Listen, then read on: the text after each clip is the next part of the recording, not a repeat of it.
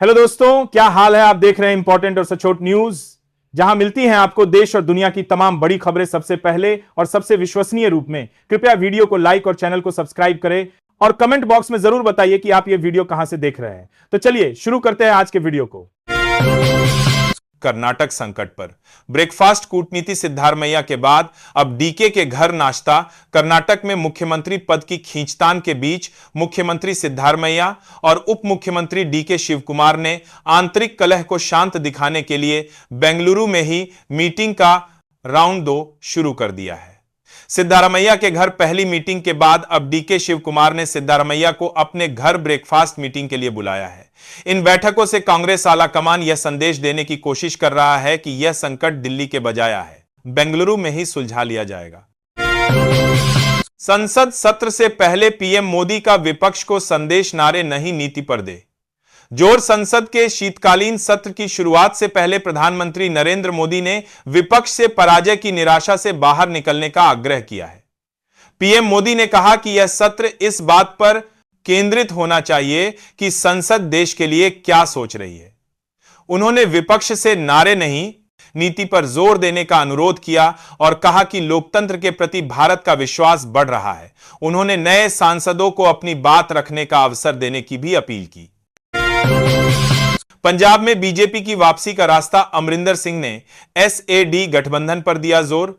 पंजाब के पूर्व मुख्यमंत्री और भाजपा नेता कैप्टन अमरिंदर सिंह ने 2027 विधानसभा चुनाव में बीजेपी के अकेले जीतने की संभावना को खारिज किया है। अमरिंदर सिंह ने कहा कि बीजेपी को सत्ता में वापसी के लिए शिरोमणि अकाली दल के साथ अपने पुराने गठबंधन को फिर से स्थापित करना होगा। एसएडी ने 3 कृषि कानूनों के विरोध में सितंबर 2020 में भाजपा से अपना 27 साल पुराना नाता तोड़ दिया था। कर्नाटक संकट पर ब्रेकफास्ट कूटनीति सिद्धारमैया के बाद अब डीके के घर नाश्ता। कर्नाटक में मुख्यमंत्री पद की खींचतान के बीच मुख्यमंत्री सिद्धारमैया और उप मुख्यमंत्री डीके शिवकुमार ने आंतरिक कलह को शांत दिखाने के लिए बेंगलुरु में ही मीटिंग का राउंड 2 शुरू कर दिया है। सिद्धारमैया के घर पहली मीटिंग के बाद अब डीके शिवकुमार ने सिद्धारमैया को अपने घर ब्रेकफास्ट मीटिंग के लिए बुलाया है। इन बैठकों से कांग्रेस आलाकमान यह संदेश देने की कोशिश कर रहा है कि यह संकट दिल्ली के बजाय है, बेंगलुरु में ही सुलझा लिया जाएगा। तेलंगाना का लक्ष्य, चीन सिंगापुर सीएम रेवंत रेड्डी। तेलंगाना के मुख्यमंत्री रेवंत रेड्डी ने महत्वाकांक्षी तेलंगाना राइजिंग 2047 विजन डॉक्यूमेंट पेश किया है। उन्होंने साफ कहा कि तेलंगाना अब अपने विकास मॉडल की तुलना आंध्र प्रदेश या अन्य पड़ोसी राज्यों से नहीं, बल्कि चीन, जापान और सिंगापुर जैसी एशियाई आर्थिक ताकतों से करेगा।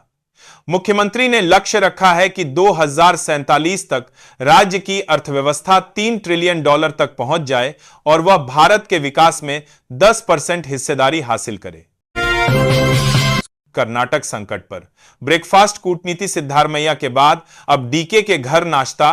कर्नाटक में मुख्यमंत्री पद की खींचतान के बीच मुख्यमंत्री सिद्धारमैया और उप मुख्यमंत्री डीके शिवकुमार ने आंतरिक कलह को शांत दिखाने के लिए बेंगलुरु में ही मीटिंग का राउंड 2 शुरू कर दिया है।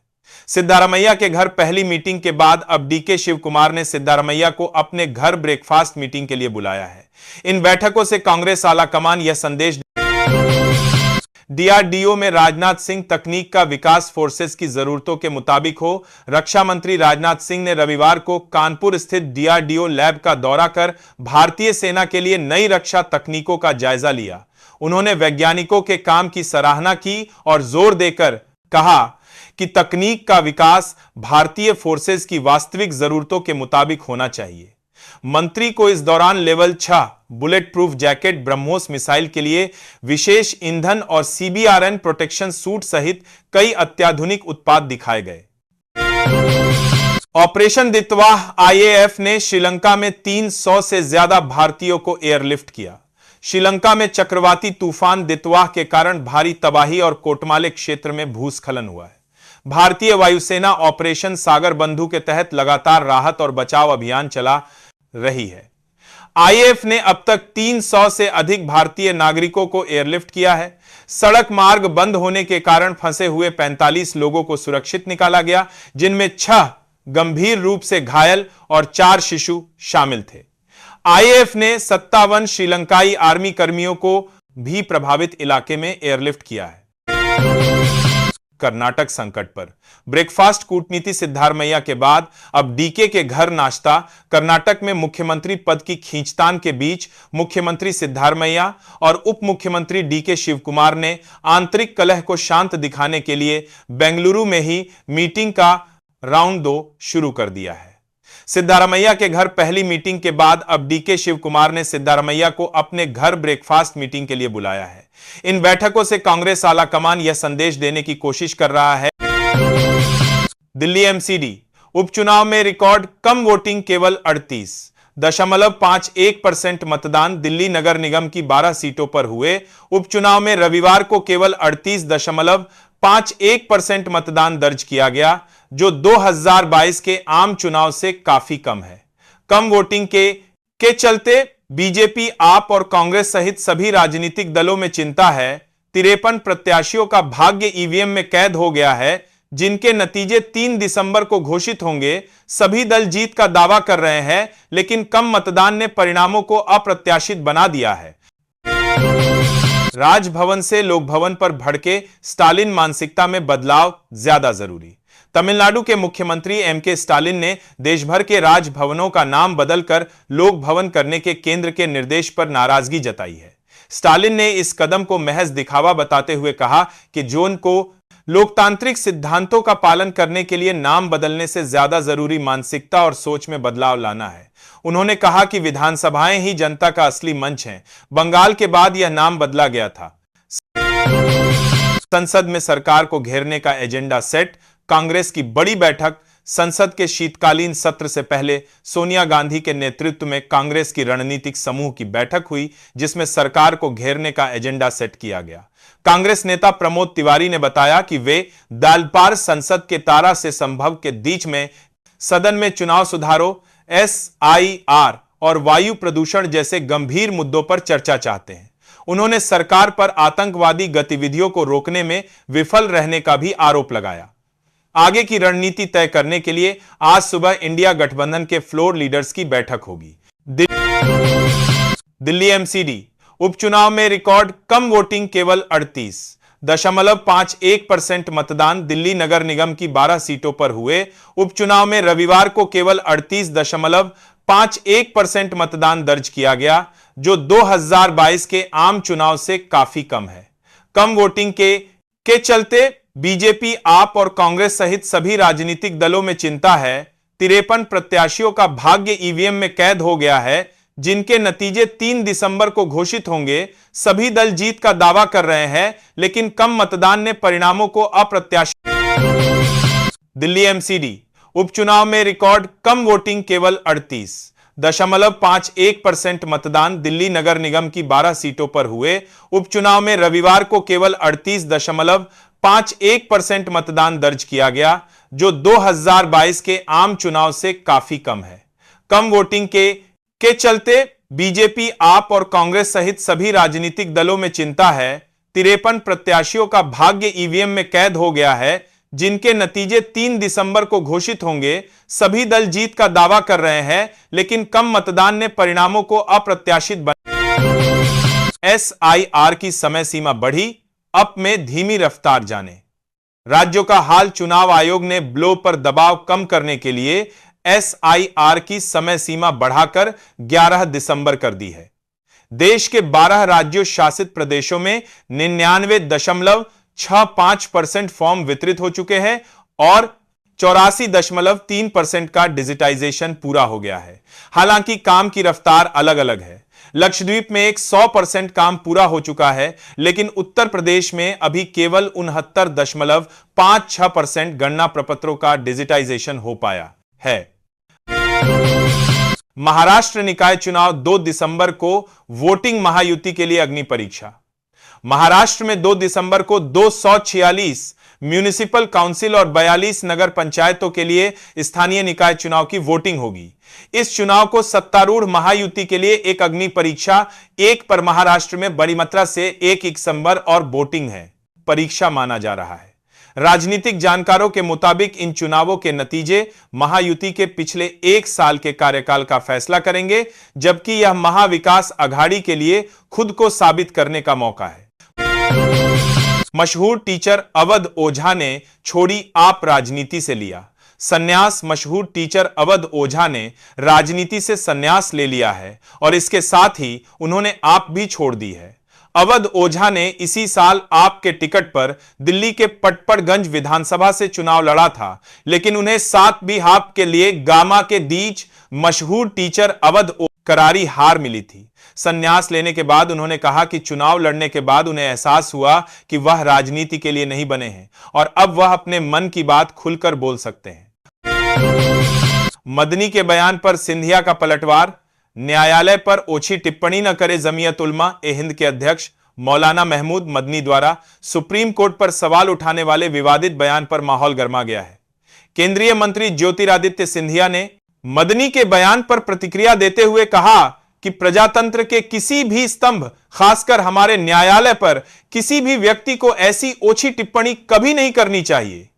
सिंधिया ने जोर दिया कि भारत के नागरिक के रूप में हर व्यक्ति की जिम्मेदारी है कि वही व्यक्ति के जला जालिए प्रजातंत्र के चारों स्तंभों का मान सम्मान बनाए रखे।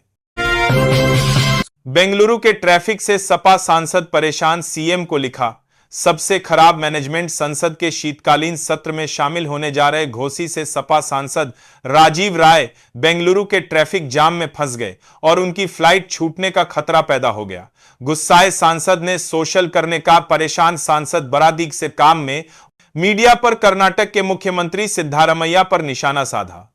उन्होंने कहा, मुझे माफ करना, लेकिन आपके पास सबसे खराब ट्रैफिक मैनेजमेंट है। उन्होंने आरोप लगाया कि जाम संभालने के लिए सड़क पर कोई ट्रैफिक पुलिस नहीं थी। संसद के शीतकालीन सत्र की शुरुआत पर प्रधानमंत्री नरेंद्र मोदी ने राज्यसभा सभापति के रूप में पहली बार सदन की अध्यक्षता कर रहे उपराष्ट्रपति C.P. राधाकृष्णन का स्वागत किया। पीएम मोदी ने सभापति से जुड़ कुछ निजी बातें साझा की। उन्होंने बताया कि कैसे राधाकृष्णन एक बम धमाके में बाल बाल बचे थे और किस तरह उन्होंने शाकाहार को अपनाया। प्रधानमंत्री ने सदन की ओर से उन्हें बधाई दी और उच्च जोर है तत्कार अक्षत करने की बाल हल की है, सदन की गरिमा बनाए रखने का आश्वासन दिया। यूपी में युवाओं के लिए खुशखबरी। लखनऊ सहित 5 जिलों में लगेगा रोजगार मेला। उत्तर प्रदेश के बेरोजगार युवाओं के लिए जल्द ही लखनऊ, गोरखपुर, झांसी, वाराणसी और मुजफ्फरनगर में रोजगार मेला आयोजित किया जाएगा। सरकार का लक्ष्य इन मेलों के माध्यम से बेरोजगारी दर को कम करना है। जानकारी के अनुसार इन मेलों में 100 से अधिक कंपनियां 15 से अधिक रोजगार के अवसर उपलब्ध कराएंगी।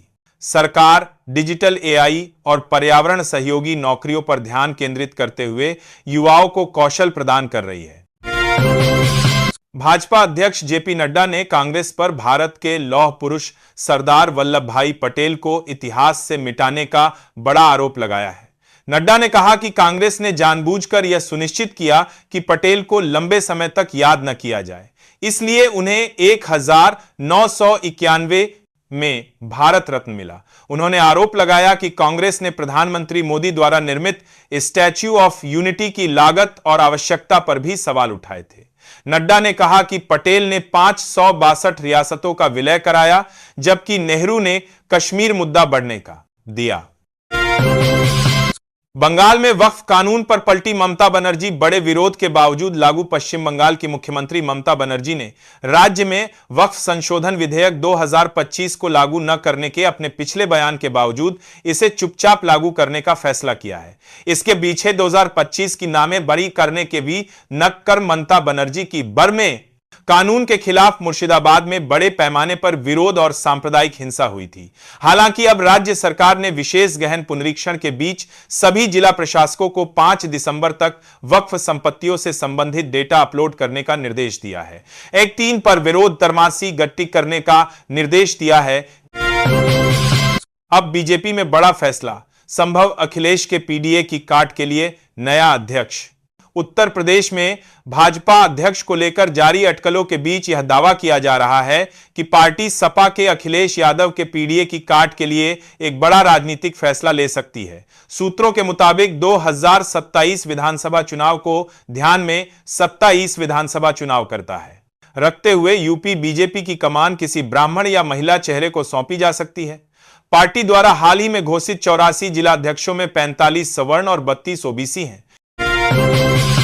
यूपी में बिजली बिल पर बड़ी राहत, 100 सेंट ब्याज सरचार्ज माफ। उत्तर प्रदेश की योगी सरकार ने 2 किलोवाट तक के घरेलू और 1 किलोवाट तक के छोटे व्यावसायिक उपभोक्ताओं के लिए बिजली बिल पर बड़ी राहत दी है। सरकार ने पुराने बकाये पर बिली 100% ब्याज और सरचार्ज माफ करने की घोषणा की है, जबकि मूलधन पर भी 25% की छूट मिलेगी।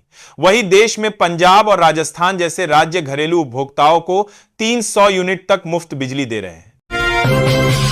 बंगाल में वक्फ कानून पर पलटी ममता बनर्जी, बड़े विरोध के बावजूद लागू। पश्चिम बंगाल की मुख्यमंत्री ममता बनर्जी ने राज्य में वक्फ संशोधन विधेयक 2025 को लागू न करने के अपने पिछले बयान के बावजूद इसे चुपचाप लागू करने का फैसला किया है। इसके पीछे 2025 की नामें करने के भी नक्कर ममता बनर्जी की बर में कानून के खिलाफ मुर्शिदाबाद में बड़े पैमाने पर विरोध और सांप्रदायिक हिंसा हुई थी।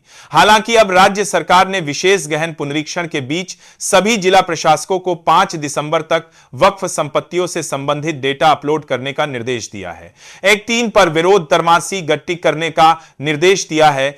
अब बीजेपी में बड़ा बंगाल में वक्फ कानून पर पलटी ममता बनर्जी, बड़े विरोध के बावजूद लागू। पश्चिम बंगाल की मुख्यमंत्री ममता बनर्जी ने राज्य में वक्फ संशोधन विधेयक 2025 को लागू न करने के अपने पिछले बयान के बावजूद इसे चुपचाप लागू करने का फैसला किया है। इसके पीछे 2025 की नामें बरी करने के भी नक्कर ममता बनर्जी की बर में कानून के खिलाफ मुर्शिदाबाद में बड़े पैमाने पर विरोध और सांप्रदायिक हिंसा हुई थी। हालांकि अब राज्य सरकार ने विशेष गहन पुनरीक्षण के बीच सभी जिला प्रशासकों को 5 दिसंबर तक वक्फ संपत्ति